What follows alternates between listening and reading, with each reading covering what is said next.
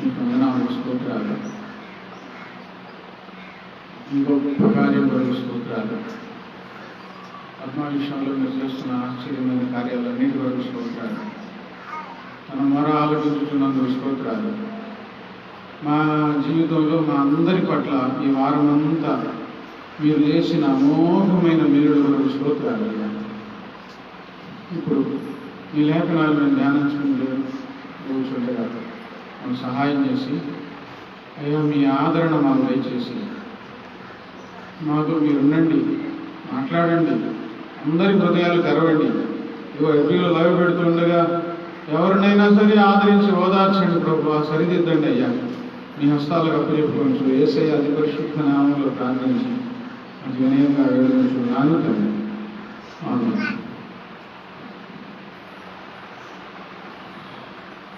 కూర్చొని వాక్యం చెప్పడం నాకు అసలు ఇష్టం ఉండదు. ఎందుకు కూర్చొని వాక్యం చెప్తున్నానంటే ఈ ఫోన్ లైవ్ పెట్టడం కోసం. ఎవరికైనా ఇస్తే ఇట్లా ఇట్లా ఇట్లా షేక్ చేస్తున్నారు, అది సరిగ్గా రావట్లేదు వీడియో.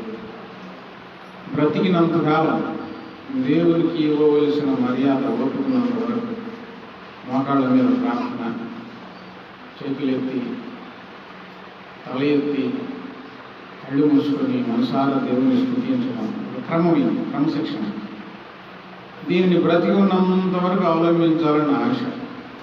కానీ ఈ వాక్యం ఎఫ్బీలో పెట్టడం కోసం ఫోన్ కదలకుండా ఉంది కదా, అందుకని మాత్రమే కుర్చీలో కూర్చుంటున్నాను. ఓపిక లేక కాదు. చాలాసార్లు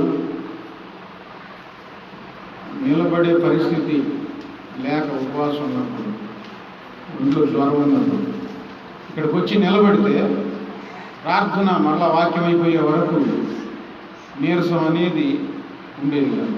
చాలా బలం వచ్చేది. ఆ అనుభవాలు అన్నీ ఉన్నాయి. కేవలం ఎఫ్బీలో లైవ్ పెట్టడం కోసం మాత్రమే ఎవరో ఒకళ్ళు ఆదరించబడతారు. చాలామంది చూడకపోయినా ఒక్కళ్ళకైనా ఈ వాక్యం ఆదరణ కలిగించింది అన్న ఉద్దేశంలో అంతే వాక్యం తెలుసుకున్నాం. విలాప వాక్యాలు 3వ అధ్యాయము. విలాప వాక్యాలు 3వ అధ్యాయము 22వ వచనం. విలాప వాక్యాలు 3వ అధ్యాయం 22వ వచనంలో, యెహోవా కృపగలవాడు, ఆయన వాత్సల్యత ఎడతెగక నిలుచుచున్నది కనుక మనము నిర్మూలం కాకున్నవాడు. దేవుడు కృప కలిగిన వాడు, యెహోవా కృప కలిగిన వాడు. ఆయన వాత్సల్యత ఎడతెగక ఫ్రీక్వెన్సీగా, అసలు బీరు పోకుండా, ఖాళీ గ్యాప్ లేకుండా మన మీద అలాగే నిలుస్తూ ఉన్నది. అందుకని మనం నిర్మూలం కాకుండా వారము. ప్రపంచ జనాభా ప్రారంభం నుంచి ఇప్పటి వరకు నిలిచి ఉండడానికి కారణం దేవుని వాత్సల్యత. దేవునికి కోపం వచ్చిందంటే ఈ ప్రపంచ జనాభాలో గొప్పవాళ్ళైనా నిరుపేదలైనా ఒక్కళ్ళు కూడా ఉండరు. ఆనాటి నుండి ఈ రోజు వరకు ప్రపంచం ఇలాగ నిలిచి ఉన్నది అంటే, ప్రపంచం అంటే ఎవరు? ప్రపంచం అంటే జనమే. అది కూడా తెలీదా? ప్రపంచం అంటే మనుషులే, దేశాలుగా విభాగించబడ్డారు. ఈ రోజు వరకు నిలిచి ఉండడానికి కారణం దేవుని ప్రేమ అంతే. నిలిచి ఉండకుండా ఏమైపోయిందండి దేవుని ప్రేమ లేకపోతే అంటే చెప్తాను. ఆదికాండంలో మనం వెళ్తే ఒకసారి దేవుడు భూలోకాన్ని చూస్తే భూలోకం అంతా చెడిపోయింది. భూలోకం దేన్ని బట్టి చెడిపోయింది? దేనిని బట్టి చెడిపోయింది భూలోకం?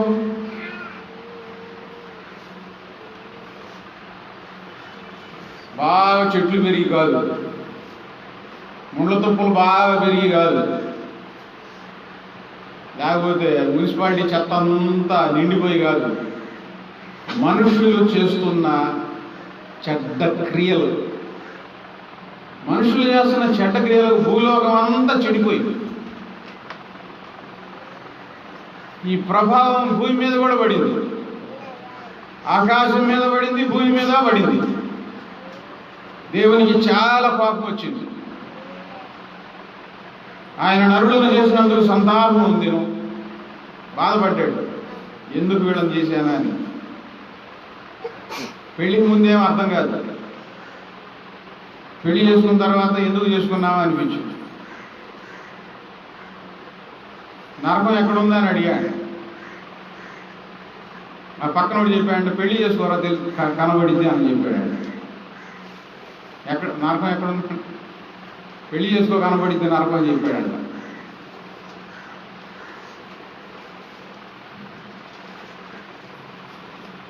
భూమి మీద నరులు చేస్తున్న పనులకు భూలోకం అంతా చెడిపోయింది, భయంకరంగా చెడిపోయింది. దేవునికి బాగా కోపం వచ్చి తీసేసేద్దాం అనుకునేసరికి నోవాహు ఒక్కతను నీతిగా జీవిస్తూ ఉన్నాడు. ఎంతమంది చెప్పండి, ఎంతమంది? నోవాహు ఒక్కడు నీతిగా జీవిస్తుంటే దేవుడు నోవాహును పిలిచి, నీ కుటుంబం కోసం ఓడ ఒకటి కట్టుకో, నేను భూమి మీదకు వర్షం కురిపించబోతున్నాను, జల ప్రళయం రాబోతూ ఉంది,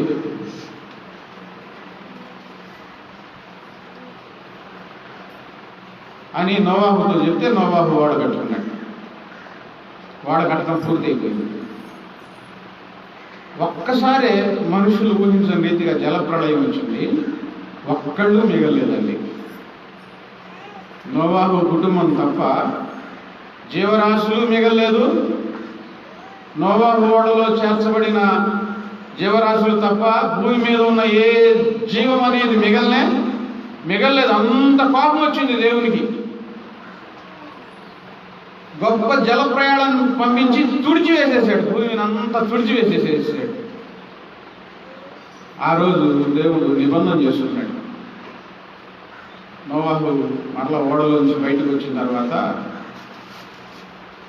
ఈ పుట్టిన జనం అంతా మరలా మట్టిలో కలిసిపోయేసరికి మరలా దేవునికి బాధ వేసి, ఇంకెన్నటికీ జలములు భూమి మీద పొర్లి రావని నా నిబంధన చేసుకుంటూ ఉన్నాను, నిబంధనగా ధనస్సు, మేఘంలో ధనస్సు ఉంచుతూ ఉన్నాను అని దేవుడు చెప్పాడు. అదే రంగుల ధనస్సు, ఇప్పుడు మనవాడు పిలిచే ఇంద్రధనస్సు. దాని పేరు ఇంద్రధనస్సు కాదు, 7 రంగుల ధనస్సు బైబిల్ గ్రంథంలో రాయబడి ఉన్నది. నేను ఇంద్రధనస్సు అని పిలవను. ఎందుకు? అసలు ఆ ధనస్సును సృష్టించింది ఎవరు? మరలా వర్షపాతం ఎక్కువైపోయి భూమి మీద జల ప్రళయం రాకుండా ఉండాలంటే బాగా వర్షం కురిసినప్పుడు మేఘంలో ఆ ధనస్సు కనబడినప్పుడు వెంటనే దేవుడు ఆ తుఫానులను జలప్రళయాన్ని ఆపివేసేసి మనుషులను బ్రతికిస్తూ ఉండడానికి దేవునికి స్తోత్రం. దేనికంటే ఆ ధనస్సు మనుషులు ఇంకా బ్రతికి ఉండాలి అని. ఆ చరిత్ర అది. ఒకసారి దేవుడు భూమిని తుడిచివేసేసాడు, చాలా పాపం వచ్చి తుడిచివేసేసాడు. నోవాహుతో నిబంధన స్థాపించాడు. ఆ నోవాహులో నుండి వచ్చిన ఈ జనాంగమే మనం అందరం, ఈ ప్రపంచ జనాభా అంతా. బైబిల్ చదవక ముందు నాకు తెలియదు, బైబిల్ చదివిన తర్వాత ఈ సత్యం నాకు తెలిసింది. నోవాహులో నుండి మరలా వచ్చిన జనాంగం మనం. ఇక మనం ఏంటంటే ఇప్పుడు మీరు ఫలానా, మేము ఫలానా, మా ఆచారాలు ఇవి, మీ ఆచారాలు ఇవి, మా తాత ముత్తాతల ఆచారాలు మేము మానుకోలేము, ఇవన్నీ వచ్చేస్తుంది. నిన్న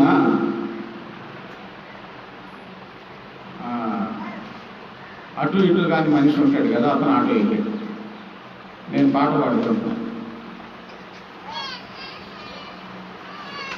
ప్యార్ వాలా మేరా ఈసా అని పాట పాడుకుంటూ ఉంటే వెనకాల కూర్చోకుండా ఇట్టా కొట్టి పాట పాడుతున్నాడు, గట్టిగా పాట పాడుతున్నాడు. నెలకొని కూర్చోవద్దు, పాట పాడుతున్నాడు.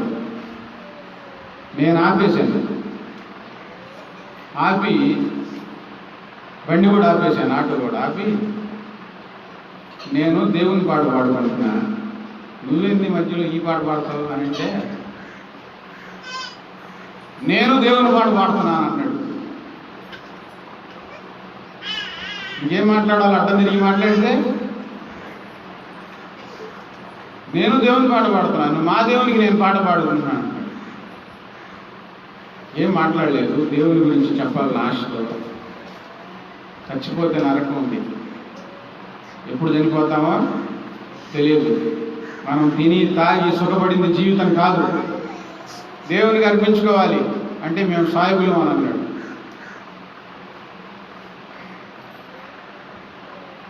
మేము ముస్లింసం. ఎవరు ఈ మాట చెబుతుంది? మేము ముస్లింసం అని ఈ మాట చెబుతుంది ఎవరు?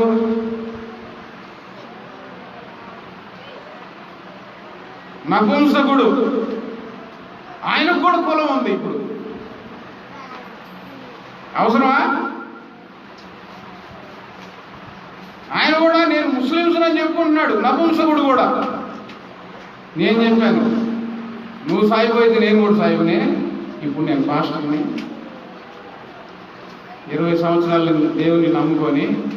అంటే మరి వాళ్ళలో కలవమంటారు, కలిసేది ఏడలో కలిసేది, వాళ్ళలో కలిసేది లేదు, ఏడలో కలిసేది లేదు. పాపాన్ని విడిచిపెట్టాలి, యేసు రక్తంలో కడగబడాలి, పరలోక రాజ్యం పొందుకోవాలి. ఎందులో కలుస్తావు?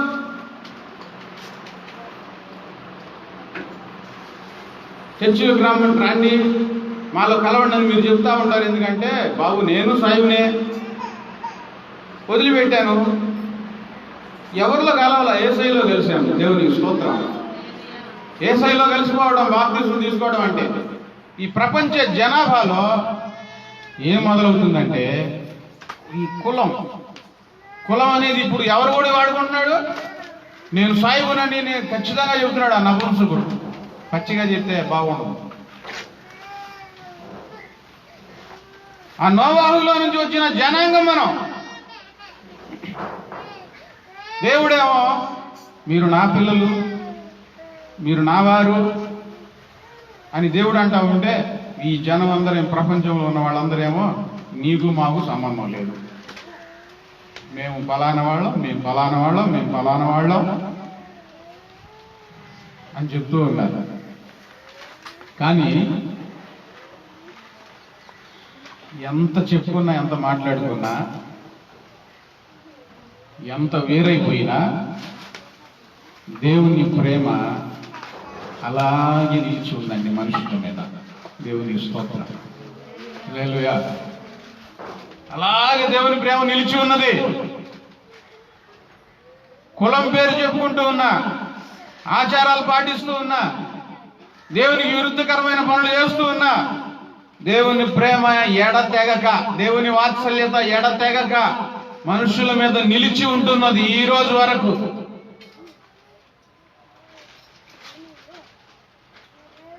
దేవునికి నచ్చని పని ఎవరైనా ఏదైనా చేయమంటే వెంటనే చేస్తారు.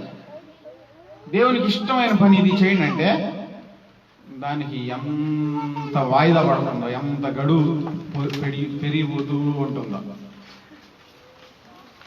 నేను ప్రతిసారి గుర్తు చేస్తూ ఉన్నాను, మీరు ప్రార్థన చేసినప్పుడు మీ ప్రార్థన వినకుండా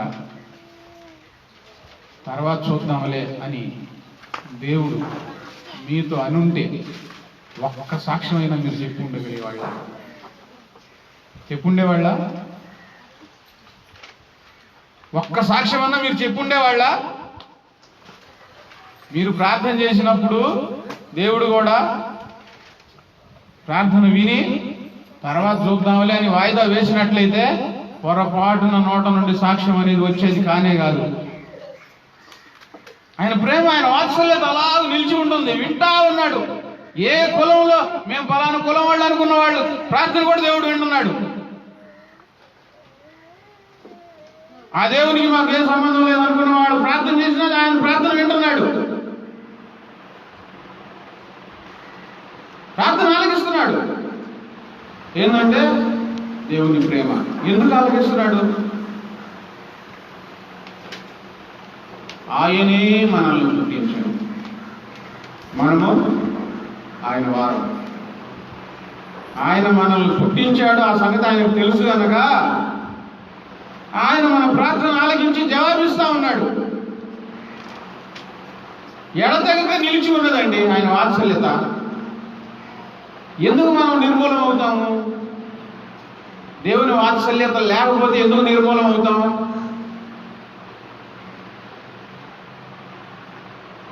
ఏమి నిర్మూలన చేస్తాయి మనల్ని? మనిషి ఆరాధిస్తూ ఉన్నాడే సృష్టి, అదే మనుషులను మింగేస్తాయి.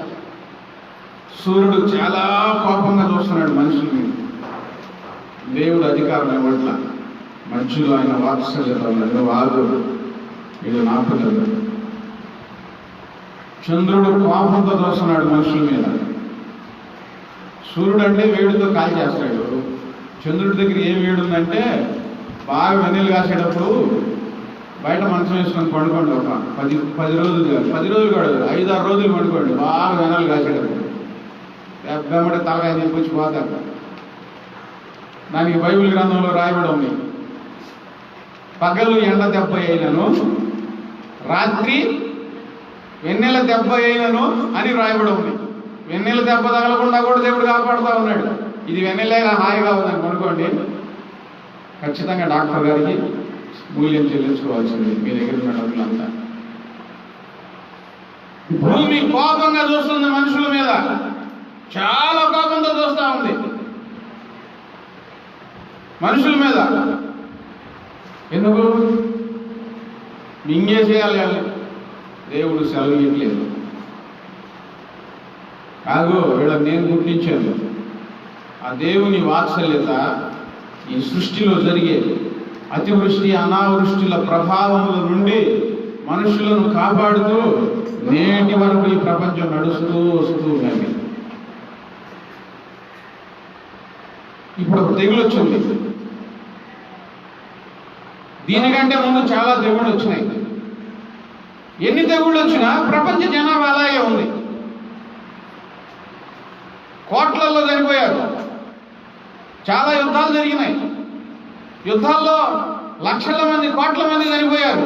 కానీ ప్రపంచ జనాభా ఏమన్నా తగ్గిందా? ఇప్పుడు ప్రపంచ జనాభా విస్తారంగా ఉన్నారు. గొప్ప కరువులు వచ్చినాయి. కానీ ప్రపంచ జనాభా తగ్గారా? తగ్గలా, విస్తారంగా ఉన్నారు. పెద్ద పెద్ద అధిపతులు ఏం ఆలోచిస్తున్నారంటే ఈ ప్రపంచ జనాభాని ఎట్లా తగ్గించాలి అని ప్లాన్ వేసుకొని ఎన్నో ప్లాన్లు వాళ్ళు చేసుకుంటా ఉన్నారు. ఏం తగ్గట్లేదు. దేవుడు తన ప్రేమను కొంచెం పక్కకు తీసేసుకుంటే, వీళ్ళతో నాకెందుకని అలా పక్కకు వెళ్ళిపోతే ఎన్నో తెగుళ్ళు, భయంకరమైన ఎండలు, భయంకరమైన సుడిగాలులు, తుఫానులు మనుషులను మింగివేసేస్తాయి. ఒక్కళ్ళు కూడా ఈ భూమి మీద బ్రతకలేరు. దోమ కుడితే చచ్చిపోతారా? చచ్చిపోరా? అలెగ్జాండరే చచ్చిపోయాడు దోమ కుట్టి. ఎవరు చంపలేకపోయారు. చిన్న దోమ చంపేసేసి అలెగ్జాండర్ని. మరి రోజు ఎన్ని దోమలు పడుతున్నాయి? అవునా కాదా? ఎన్ని రోగాలు రావాలి? మనం నిర్మూలము అయ్యే దారులు, మనల్ని నిర్మూలన చేసే దారులు ఈ భూమి మీద చాలా ఉన్నాయి. వాటన్నిటి బారి నుండి మనల్ని కాపాడుతుంది దేవుని ప్రేమ. ఆయన వాత్సల్యత ఎడతెగక నిలుచుతూ ఉన్నది గనుక మనం నిర్మూలన కాలేదు.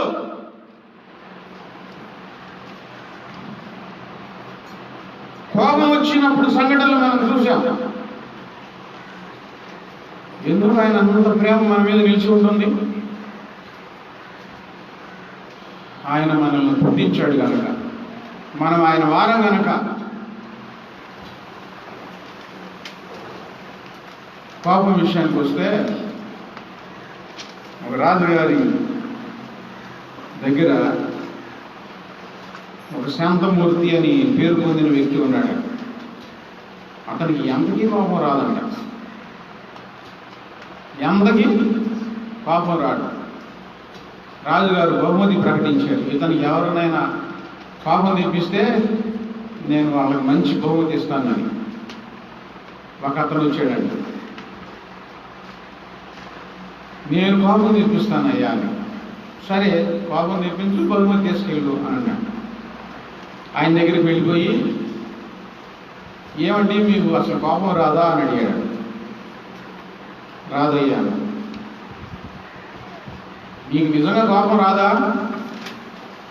రాదయ్యా అని అన్నా. ఎందుకు రాదండి కోపం?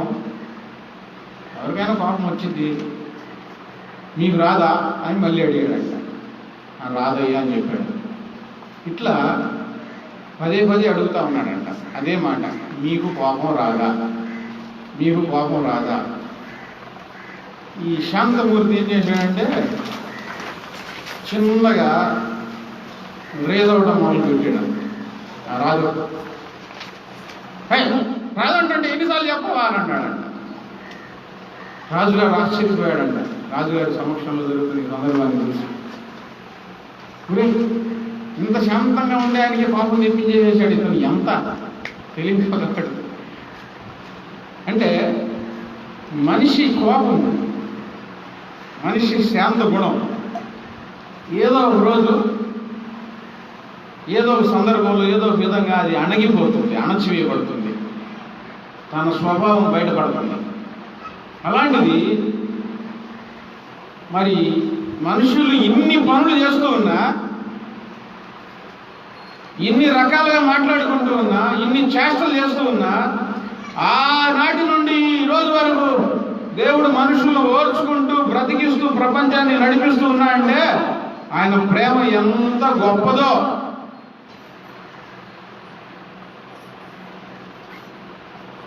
కోపము రగిలి పగ తీర్చుకొన్నను, కనికరము కలిగి ప్రేమ చూపిన. కోపము రగిలి పగ తీర్చుకొన్నను, కనికరము కలిగి ప్రేమ చూపిన. నీకు నీవే సాటి ప్రభువా,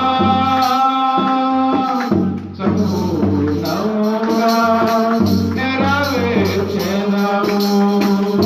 నీకు నీవే సాటి ప్రభువా, సంపూర్ణముగా నెరవేర్చెదవు. ఎంతటి వాడనయా ఎంతటి వాడనయా, దుమ్ముని భూమిని కట్టి భూమి, భూమిని కట్టి భూమి, నీ సముఖంలో నా శిరము వంచి మౌనముగానే కనిపెట్టుకొంటిని. ఎంతటి వాడనయా ఎంతటి వాడనయా. ఇప్పటివరకు ఎంత ప్రేమ ఉందో దేవునికి, అది మనుషులు గమనించడం లేదు. ఏం చేస్తున్నారు? కీర్తనల గ్రంథం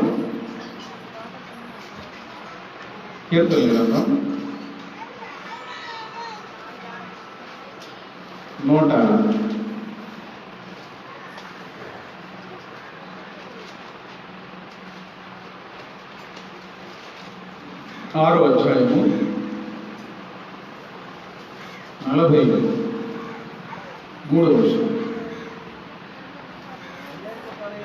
అనేక పర్యాయములు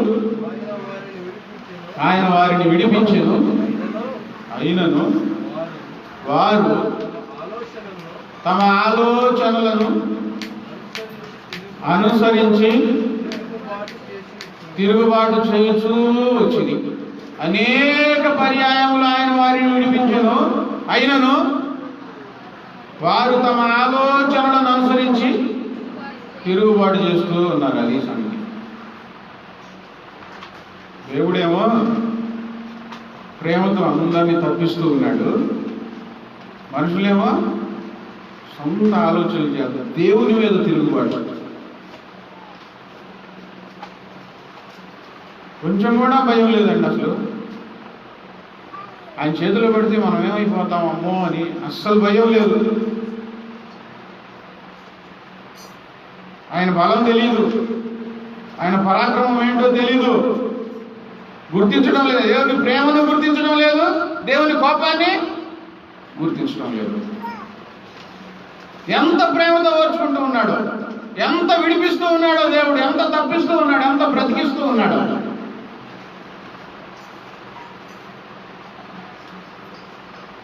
నేను పలుసార్లు ప్రార్థనలో కూర్చున్నప్పుడు ఎవరితో అయినా సాక్ష్యం పంచుకునేటప్పుడు ఒక విషయం పదే పదే చెప్తూ ఉన్నాను,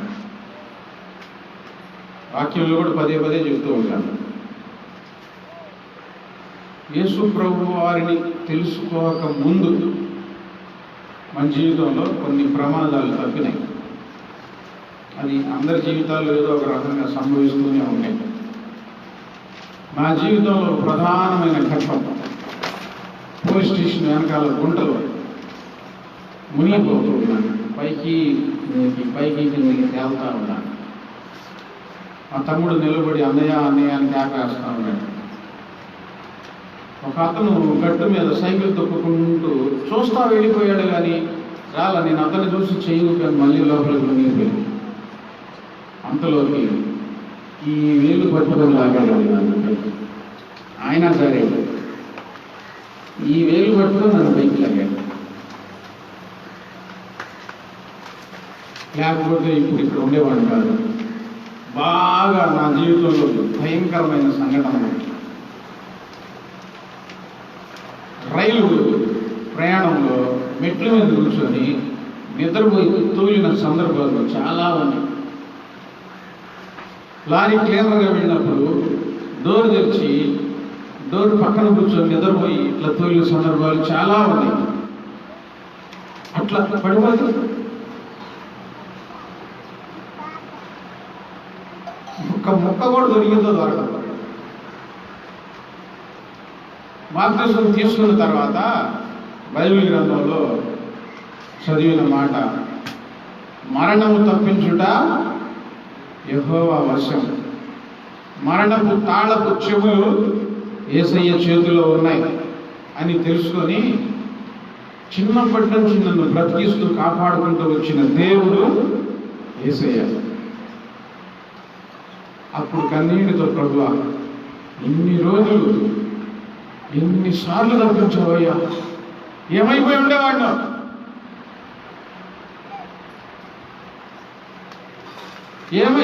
ఎక్కడ ఉండిపోయేవాడినో ప్రభువా, మట్టిలో ఎక్కడ కలిసిపోయి ఉండేవాడినో. తప్పించింది ఎవరు? మరణం తాళపు చెవి సాతాను చేతికి ఇవ్వకుండా చేసింది ఎవరు? ఎన్నిసార్లు గుండె జల్దరిస్తూ ఉంటుంది ఆ సందర్భాలు గుర్తు చేసుకుంటూ. ఎందుకు కాపాడావు, ఎందుకు బ్రతికించావు?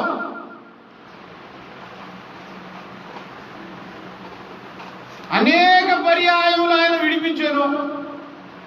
ఈరోజు నేను మీకు గుర్తు చేస్తూ ఉన్నాను, మీరు చిన్నప్పటి నుండి మీరు చనిపోకుండా బ్రతికి ఉండడం కారణం యేసయ్య. ఆయన సెలవించినట్లయితే ఈరోజు మీరు ఉండేవాడు కాదు, నేను ఉండేవాడు కాదు. ఆయన సెలవిచ్చి బ్రతికించాడు. దేవునికి స్తోత్రం. అయినను వారు తమ ఆలోచనలను అనుసరించి తిరుగుబాటు చేస్తూ వచ్చింది. ఇక్కడైనా వేరే చోట అయినా చాలా మంది చెప్పిన మాటలు ఏంటంటే, మాకు యేసయ్య ఎంత సాయం చేశాడో,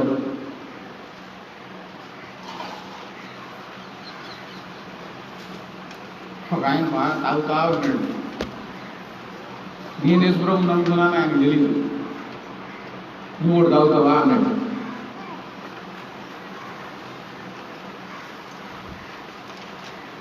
నేను తాగట్లే అన్నాను. నేనేదో మాట్లాడుతున్నాడు. నా నోటి మీద దేవుడి మాట వచ్చి దేవుడి గురించి చెప్తే ఆ సీసా పట్టుకున్న అక్కడే బజార్లోనే అంటున్నాడు, నేను ఎంత ప్రార్థన చేశాను నీకు తెలుసా అంటున్నాడు. ముందు చెప్పలేదు ఆ మాట. అంటే దేవుడు అతను ప్రమాదకరమైన స్థితిలోకి వెళ్ళినప్పుడు కన్ను పోతే, యేసయ్యా నా కన్ను పోయిందయ్యా, ముందు వాళ్ళ దేవుడిని తలుచుకున్నాడంట. 10 నిమిషాలు జరిగిన సంఘటన. మూల టర్నింగ్ అట్లా తిరుగుతూ ఉంటే బండి వేసుకొని ఏదో ఒక పక్షి వచ్చి అట్లా కొట్టి వెళ్ళిపోయినట్లు అనిపించిందంట. అది పక్షి ఏంటో తెలియలేదు. కింద పడిపోతే కన్ను కనపట్లేదంట అసలు. ఇంకా వాళ్ళ దేవుడిని తలుచుకున్నాడంట. ఎవరైనా బాధలో ఉన్నప్పుడేగా ఏ దేవుడినైనా తలుచుకునేది. ఏడుస్తా చివరిగా అమ్మో యేసయ్య ఉన్నాడు అని చెప్పి యేసయ్యా అంటే వెంటనే కన్ను వచ్చిందంట. నా జీవితంలో ఆ సంఘటన జరిగిందంటే, అంత గొప్ప కార్యం జరిగిస్తే ఇప్పుడు ఎందుకు తాగుతున్నావు? దేవుడు పోయిన కన్ను క్షణాల్లో తిరిగిస్తే ఇప్పుడు ఎందుకు తాగుతున్నావు? ఇప్పుడు యేసయ్యను ఎందుకు వెంబడించడం లేదు? అయినను వారు ఆలోచనలు అనుసరించి తిరుగుబాటు చేయొచ్చు వచ్చి దేవుడు ప్రేమ చూపిస్తున్నాడు. నిజంగా వీడు నన్ను ఆరాధించలేదు, వేరే దేవుడిని ఆరాధిస్తున్నాడు, నా దగ్గరికి రాలేదు, ఇప్పుడు వచ్చి యేసయ్య అంటున్నాడు అని దేవుడు అనుకుంటే,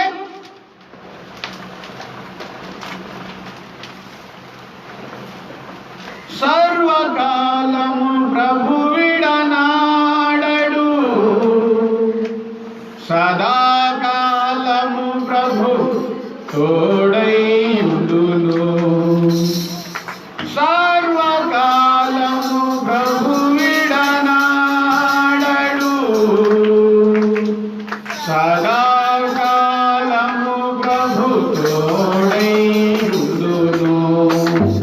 ప్రభు కోపము నిమిషము మాత్రముండును. ప్రభు దయాయు కాలమంతయుండును. ప్రభు కోపము నిమిషము మాత్రముండును. ప్రభు దయాయు కాలమంతయుండును. నీవే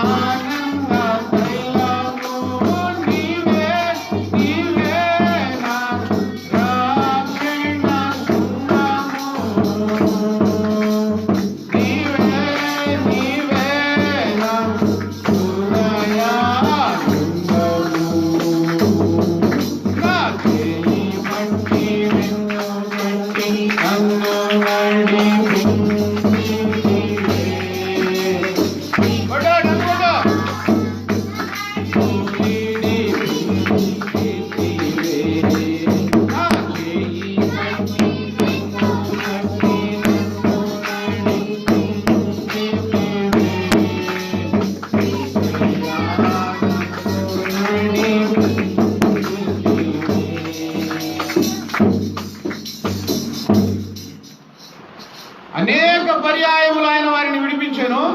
అయినను వారు ఆలోచనలు అనుసరించి తిరుగుబాటు చేస్తూ వచ్చి, తిరుగుబాటు చేస్తుంది మనుషుల మీద కాదు, దేవుని మీద. దేవుని మీద తిరుగుబాటు చేయకూడదు. పోయిన కన్ను క్షణాల్లో ఇచ్చాడుగా, ఎందుకు తాగుతున్నావు ఇప్పుడు అంటే పొలపూలు చెప్పుకోరు కదండి. సంఘం ఉందిగా, కులం ఉందిగా. అప్పుడు మరి కులాన్ని కలవకపోయా నా కన్యండ్ర బాబు అని తెలవచ్చు కదా. నీ కన్యవని కులం నీకెందుకు? నీ రోగం తగ్గించని కులం నీకెందుకు? నీ ఆపదల్లో తోడుగా ఉండని కులం నీకెందుకు?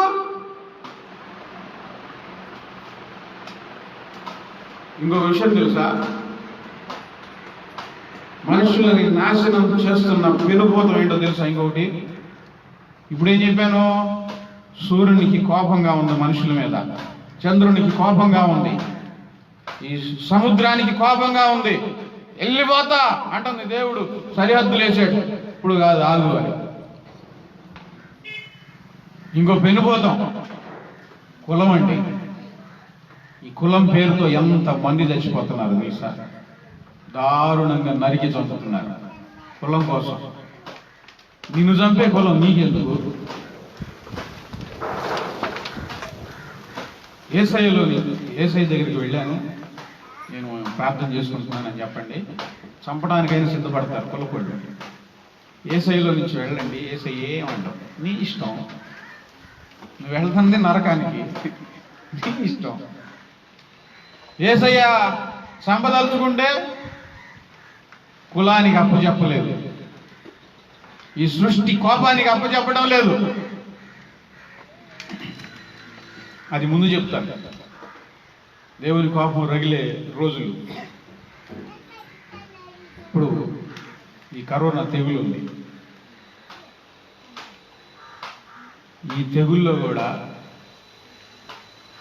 రూములో కూర్చొని, ఏసీలో కూర్చొని, బీరువాలో దాక్కున్నట్టుగా దాక్కున్న వాళ్ళకి కరోనా వస్తుంది. చక్కగా జనారణ్యంలో మనం తిరుగుతా పని చేసుకుంటా ఉంటే ఇంతవరకు దేవుడు మన జోలికి రానివ్వలేదు. దేవుని ప్రేమ, దేవుని స్తోత్రం. దేవుని నమ్మని ఆమె ఈ విషయం చెప్పింది. ఒక మాట, ఈ మాట దేవుని నమ్ముకోలేదు. ఆ మాట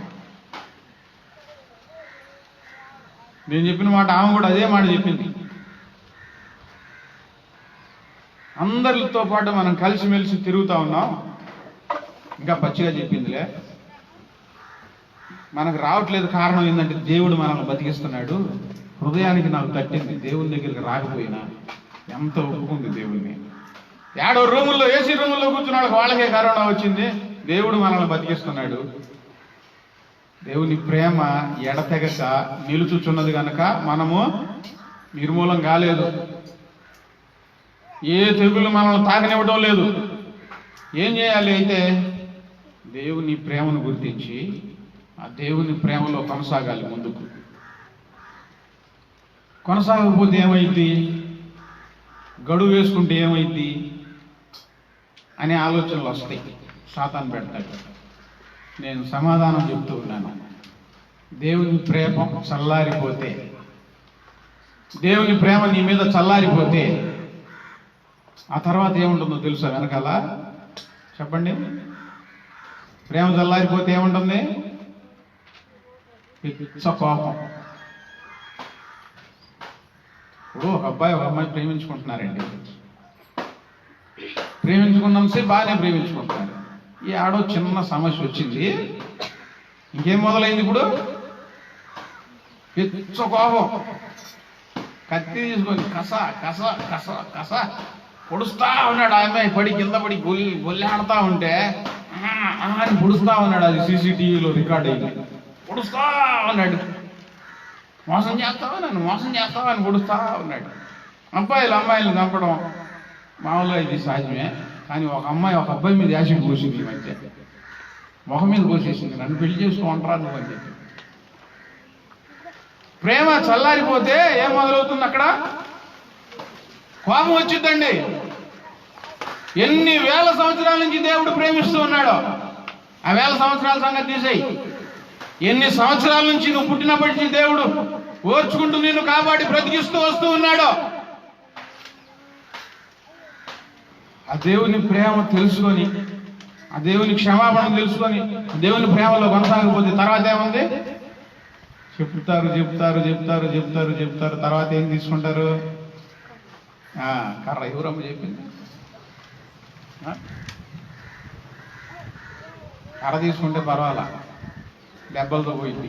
కత్తులు తీసుకుంటే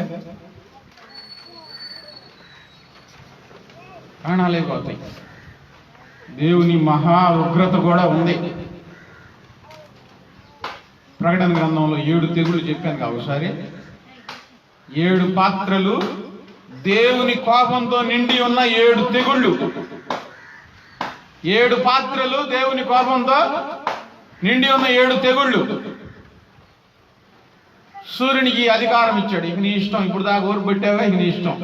ఇక సూర్యుడు వచ్చేస్తా కాల్చి వేస్తాడంట మనుషుల్ని ఆ వేడితో.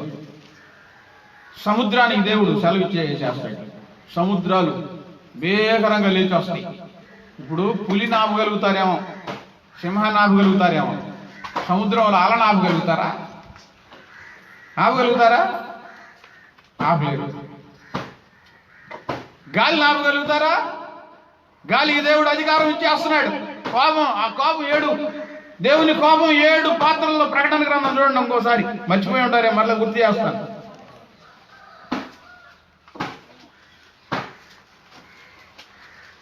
ప్రకటన గ్రంథం ఆ 7 పాత్రలు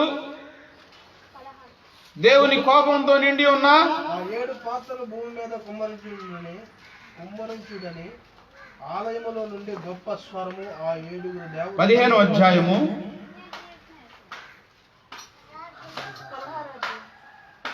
అదేమనగా 7 తెగుల చేత పట్టుకొని ఉన్న 7 దూతలు ఇవే కాదు 7 పాత్రలు దేవుని కోపంతో నింపబడి ఉన్న 7 తెగుళ్ళు అని వ్రాయబడిన మాట. అవి దేవుని కోపంతో నిండి ఉన్న 7 తెగుళ్ళు 15వ అధ్యాయంలో. అప్పుడు ఆ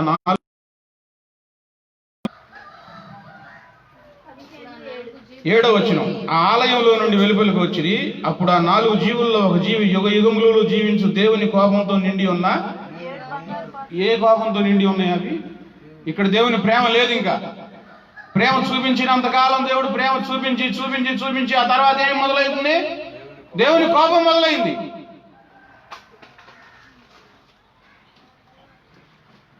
ఆ కోపంలోనికి వెళ్ళే వరకు చేసుకోకూడదు. ఇంట్లో అయినా అంతే, ఓర్చుకున్నంతకాలం ఓర్చుకుంటారు. ఓర్పు అంతా పోతే కోపం మొదలైంది. అంతవరకు రాకూడదు. ఇప్పుడు దేవుని ప్రేమలో మనం ఉన్నాం.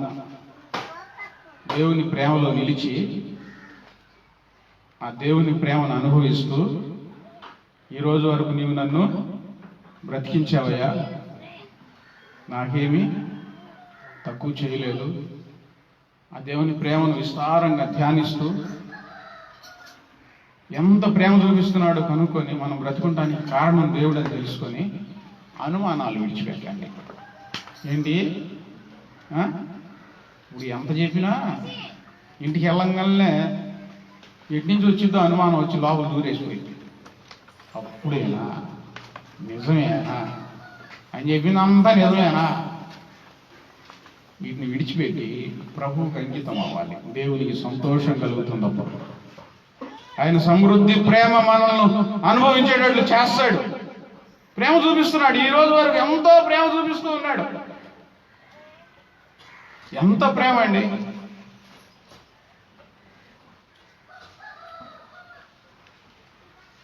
ఈ 2 రోజుల నుంచి ఒక పాట రాశాను. ఈ పాట ఫస్ట్ తారీఖే పాడాలనుకున్నాను. అందులో చరణం పాడుతున్నాను. నేటి వరకు నీవు చేసిన ఉపకారములకు మహోపకారములకు, నేటి వరకు నీవు చేసిన ఉపకారములకు మహోపకారములకు అపాత్రుడనే, ఏ యోగ్యత లేని వాడనే, అపాత్రుడనే, ఏ యోగ్యత లేని వాడనే, నీ గొప్ప కనికరమే ఈ స్థితిలో నిలిపేనని, నీ మాటే వింటానయ్యా, ఏ తప్పు చేయనయ్యా, నాదే తప్పని ఒప్పుకుంటానయ్యా, నాదే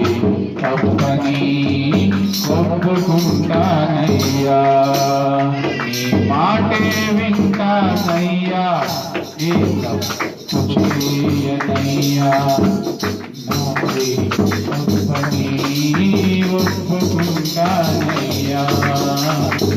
వ్యవహార పత్రికలో రాయబడి ఉన్నది, మనము పాపము చేయలేదని చెప్పిన వారమైతే అబద్ధికులం అవుతాం, ఆయనను అబద్ధికులంగా చేసిన వారం అవుతాం. తప్పు నాదే ప్రభువా, నేను లోపమే ఉన్నదయ్యా, పాపం ఉన్నదయ్యా, ఒప్పుకుంటానయ్యా అని ఒప్పుకోవాలి.